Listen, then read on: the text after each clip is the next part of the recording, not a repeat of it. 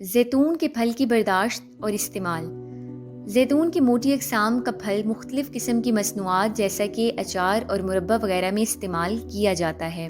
یہ اقسام پھل کی سبز حالت میں برداشت کی جاتی ہیں۔ ان اقسام کو وسط سپتمبر سے شروع اکتوبر تک توڑ لینا چاہیے۔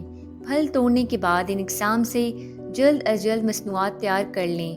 زیادہ دنوں تک پھل کو محفوظ کرنے سے مصنوعات کا معیار متاثر ہو سکتا ہے۔ زیتون کی باریک یا تیل والی اقسام کا پھل 15 اکتوبر کے بعد توڑ لیں۔ پھل کو ہاتھ یا مشین سے بھی توڑا جا سکتا ہے۔